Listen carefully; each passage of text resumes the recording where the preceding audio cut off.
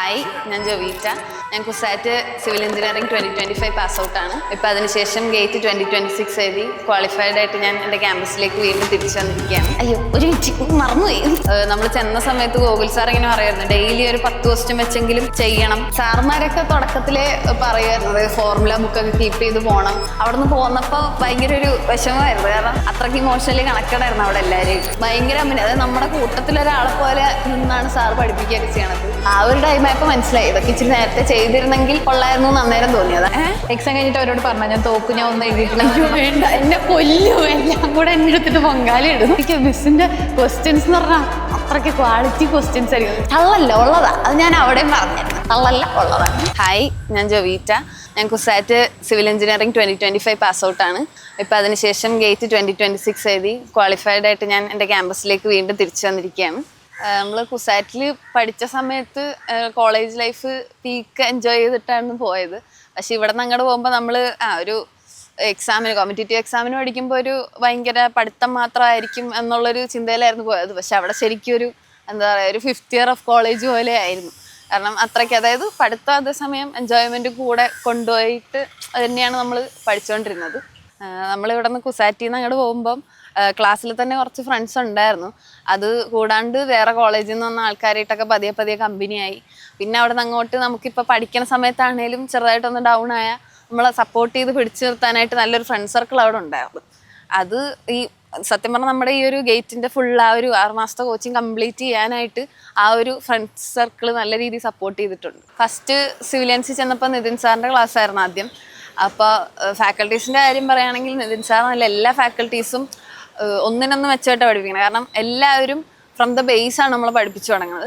പിന്നെ അതുപോലെ തന്നെ നമ്മളവിടെ ചെന്നപ്പോൾ വിചാരിച്ചത് എന്താ, ഒരു കോമ്പറ്റേറ്റീവ് എക്സാമിന് പഠിക്കാൻ പോകണമല്ലോ, അപ്പം അതുപോലെ ഒരു സ്റ്റഡി അറ്റ്മോസ്ഫിയർ ആയിരിക്കും എന്നുള്ള വിചാരിച്ചൊക്കെ ആയിരുന്നു പോയത്. പക്ഷേ അവിടെ ചെന്നപ്പോഴാണ് നമുക്ക് ആ ഒരു പഠിത്തത്തിൻ്റെ പ്രഷർ ഫീൽ ചെയ്തിട്ടില്ല.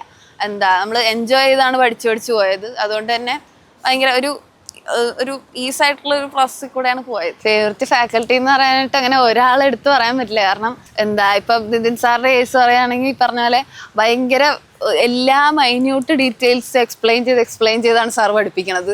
അപ്പം അങ്ങനത്തെ ഒരു ടീച്ചിങ് സ്റ്റൈലൊക്കെ നമ്മൾ അവിടെ ചെന്നപ്പോഴാണ് അങ്ങനെ ഭയങ്കര ഒരു അത്ഭുതം വരും സാറിൻ്റെ ക്ലാസ്സിലൊക്കെ ഫസ്റ്റ് ടൈം ഇരുന്നേച്ചത്.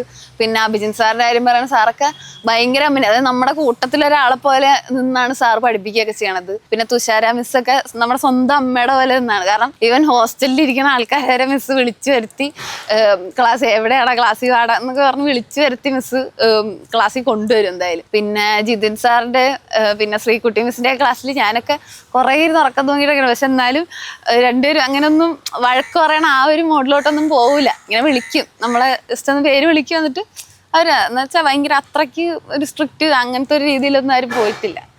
ഗേറ്റിന് നമ്മുടെ ടെക്നിക്കൽ സബ്ജക്റ്റ് പോലെ തന്നെ ഇമ്പോർട്ടൻ്റ് ആയിട്ടുള്ള ഒരു സബ്ജക്റ്റാണ് ആപ്റ്റിറ്റ്യൂഡ് എന്ന് പറയുന്നത്.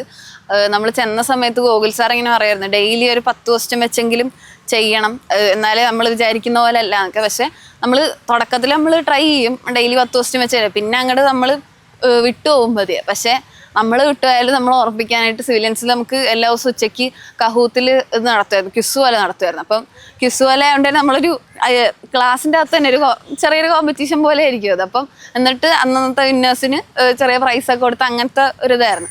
അത് നല്ല രീതിക്ക് നമ്മുടെ ആപ്റ്റിറ്റ്യൂഡിൻ്റെ ആ ഒരു കൂട്ടിയിട്ടുണ്ട്. കാരണം അതൊക്കെ നമ്മളിങ്ങനെ എന്താ പറയുക, സംഭവം നമുക്ക് അറിയാവുന്ന കാര്യങ്ങളായിരിക്കും. പക്ഷെ ചെയ്ത് പോകുമ്പോൾ അതിനനുസരിച്ച് നമുക്കൊരു ഇമ്പ്രൂവ്മെന്റ് എന്തായാലും ഉണ്ടാവും. അപ്പം ആ ഒരു സംഭവത്തിൽ കൂടെ നമ്മുടെ ആപ്റ്റിറ്റ്യൂഡിൻ്റെ ആ ഒരു ഇത് നല്ലോണം കൂടിയിട്ടുണ്ട്. നിങ്ങളുടെ ഗേറ്റ് എക്സാമിൻ്റെ പ്രിപ്പറേഷനല്ലേ ഏറ്റവും കൂടുതൽ ആഴ്ച തോറും ടെൻഷൻ അടിക്കുന്നത് മോഡൽ ടെസ്റ്റിനായിരിക്കും അല്ലേ? അപ്പോൾ അതിൻ്റെ മാർക്കും അതുപോലെ പോഷൻ കുറയ്ക്കുമെന്ന് വന്നിട്ട് ചോദിക്കുന്നതൊക്കെ അത് പേടിച്ചെങ്കിലും ആ മോഡൽ ടെസ്റ്റ് നടത്തുന്നത് ഹെൽപ്ഫുൾ ആയിരുന്നോ? അതിപ്പോൾ നമ്മൾ എന്താ പറയുക, പഠിക്കണത് ഓഫ്കോഴ്സ് നമ്മളിപ്പോൾ ഡെയിലി പഠിച്ചു പോകണ ഒരു ഇതുണ്ട്. പക്ഷെ അത് നമുക്ക് അനലൈസ് ചെയ്യാൻ പറ്റുന്നത് ആ ഒരു മോഡൽ ടെസ്റ്റ് വരുമ്പോഴാണ്. അപ്പം ശരിക്കും ആദ്യമൊക്കെ നമുക്ക് കുറച്ച് ഓപ്ഷൻസ് എല്ലാം ഉണ്ടാവുള്ളൂ. അപ്പം അത്യാവശ്യം മാർക്കൊക്കെ ഉണ്ടാവും. കുറച്ച് കഴിയുമ്പോൾ മാർക്ക് അങ്ങോട്ട് കുറയുമ്പോൾ ഒരു ടെൻഷൻ ഉണ്ടാവും. പക്ഷേ ഈ പറഞ്ഞ പോലെ എന്താ, പിന്നെ മിസ്സ്, അയ്യോ അത് ശരിക്കും മിസ്സിൻ്റെ ക്വസ്റ്റ്യൻസ് എന്ന് പറഞ്ഞാൽ അത്രയ്ക്ക് ക്വാളിറ്റി ക്വസ്റ്റ്യൻസ് ആയിരിക്കും. എന്ന് വെച്ചാൽ നമുക്ക് അത്യാവശ്യം ചിലതൊന്നും നമുക്കിപ്പം അതായത് ഗേറ്റിൻ്റെ അത് തന്നെ ആയിരിക്കും, പക്ഷെ എന്നാലും നമുക്ക് ടഫായിട്ട് നമുക്കിങ്ങനെ അയ്യോ എന്നും പറഞ്ഞിങ്ങനെ ഇരുന്നു. പക്ഷെ എന്നാലും അതൊക്കെ നമ്മൾ നല്ല രീതിക്ക് മോൾഡ് ചെയ്തെടുക്കാൻ ഒത്തിരി സഹായിച്ചിട്ടുണ്ട് ശരിക്കും പറഞ്ഞു. ഗേറ്റിന് പ്രിപ്പയർ ചെയ്തുകൊണ്ടിരുന്നപ്പോഴേ എന്തെങ്കിലും മിസ്റ്റേക്ക് ചെയ്തതായിട്ട് തോന്നിയിട്ടുണ്ടോ, അല്ലെങ്കിൽ ഈ കാര്യം മുന്നേ ചെയ്യാമായിരുന്നു, അങ്ങനെ എന്തെങ്കിലും ഉണ്ടോ? അത് ഈ റിവിഷൻ ക്ലാസ്സിന്റെ സമയത്ത് അതായത് സാർമാരൊക്കെ തുടക്കത്തിലേ പറയുമായിരുന്നു, അതായത് ഫോർമുല ബുക്കൊക്കെ കീപ്പ് ചെയ്ത് പോകണം, പിന്നെ അപ് ടു ഡേറ്റ് ആയിട്ട് പഠിച്ചൊക്കെ പോകണം, അങ്ങനെയൊക്കെ പറയുമായിരുന്നു. പക്ഷെ ഞാൻ ഫോർമുല ബുക്കൊക്കെ ലാസ്റ്റ് ഞാനൊരു റിവിഷൻ്റെ സമയമൊക്കെ ആയപ്പോഴാണ് ഞാൻ അതൊക്കെ എഴുതി തുടങ്ങിയത്. പക്ഷേ അന്നേരം നമുക്ക് ആ ഒരു 2 ദിവസമൊക്കെ എനിക്ക് ഒരു സബ്ജക്റ്റിന് ഉണ്ടാകുന്നത്. അപ്പം ആ ഒരു ടൈം കൊണ്ട് എല്ലാ അതിൻ്റെയും ഫോർമുലാസ് എഴുതി തീർക്കണ നടക്കണ കാര്യമല്ല. അപ്പം ആ ഒരു ടൈമായപ്പോൾ മനസ്സിലായി ഇതൊക്കെ ഇച്ചിരി നേരത്തെ ചെയ്തിരുന്നെങ്കിൽ കൊള്ളായിരുന്നു എന്ന് അന്നേരം തോന്നി. അതാണിപ്പം ഫോർമുല ബുക്കല്ല, എന്താ സാർമാരും ഇപ്പം മിസ്സുമാരായാലും പറയണ എന്ത് ചെറിയ കാര്യമാണെങ്കിലും അത് ഫോളോ ചെയ്താൽ നമുക്ക് അറ്റ് ദ എൻഡ് നമുക്കൊരു എന്തായാലും അതിൻ്റെ റിസൾട്ട് കിട്ടിയിരിക്കും, അത് ഉറപ്പാണ്. ജനുവരി ടൈമിൽ എന്താ നമുക്ക് ആദ്യമേ ഒരു ഷെഡ്യൂൾ ഇടും. അതായത് ഒരു സബ്ജക്റ്റിന് 2 ദിവസം വെച്ചിട്ട് ഇങ്ങനെ ഓരോ ദിവസം ഏതൊക്കെ പോർഷൻ പഠിച്ചുകൊണ്ട് വരണം എന്നുള്ള രീതിയിലിടും.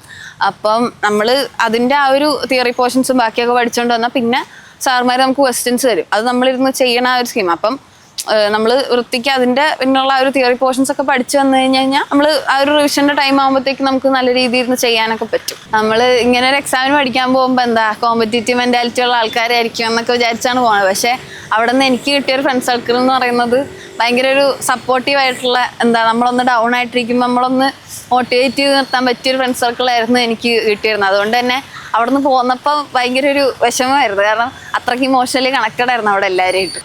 റിസൾട്ട് വന്ന സമയത്ത് ഞാൻ എൻ്റെ അനിയത്തിയുടെയും ഫ്രണ്ട്സിൻ്റെ കൂടെ ആയിരുന്നു. അവർക്ക് എത്ര റാങ്ക് കിട്ടിയെന്ന് പറഞ്ഞപ്പോൾ അവർക്ക് ഭയങ്കര ഒരു അത്ഭുതമായിരുന്നു. പിന്നെ സെക്കൻഡ് പേപ്പർ എന്താ ഞാൻ ആദ്യമേ ജിയോമാറ്റിക്സ് അപ്ലൈ ചെയ്യാനിരുന്നതാണ്, പിന്നെ എന്തോ ഒരു ഇതുപോലെ എൻവയോൺമെൻറ്റൽ സയൻസ് അങ്ങ് അപ്ലൈ ചെയ്തതാണ്. പക്ഷേ അതിന് സംഭവം എനിക്ക് മെയിൻ പേപ്പറിനെക്കാട്ടിലും എളുപ്പമായിരുന്നു അത്. പക്ഷെ എന്നാലും എത്ര റാങ്കൊന്നും പ്രതീക്ഷിച്ചില്ലായിരുന്നു. പിന്നെ അമ്മയ്ക്കും പപ്പയ്ക്കും ഒക്കെ അറിഞ്ഞപ്പോൾ ഭയങ്കര ഹാപ്പി ആയിരുന്നു. ഗേറ്റ് എന്ന് പറഞ്ഞാൽ മെയിനായിട്ട് നമ്മൾ കൺസെപ്റ്റ് മനസ്സിലാക്കിയിട്ട് അതിനെ ബേസ് ചെയ്ത് ഇപ്പോൾ ചിലപ്പോൾ കുറച്ച് ടഫായിട്ടുള്ള ക്വസ്റ്റ്യൻ ഉണ്ടാവും, അല്ലെങ്കിൽ കുറച്ചൊരു മീഡിയം ലെവൽ ക്വസ്റ്റ്യൻ അങ്ങനെയൊക്കെ ഉണ്ടാവും. പക്ഷേ അത് എന്താ പറയുക, നമ്മളൊരു കൺസിസ്റ്റൻ്റ് ആയിട്ട് പഠിച്ചു പോയി, അതായത് from beginning till the end ഒരു കൺസിസ്റ്റൻ്റ് ആയിട്ട് പഠിച്ചു പോയാൽ കിട്ടാവുന്ന കാര്യമുള്ളൂ. പിന്നെന്താ മെയിനായിട്ട് കൺസിസ്റ്റൻസിയാണ്, അതായത് തുടക്കം തൊട്ട് അവസാനം വരെ അല്ല കോൺസ്റ്റൻ്റ് ആയിട്ട് അങ്ങ് പഠിച്ചു പോവുക, അത്രേ ഉള്ളൂ.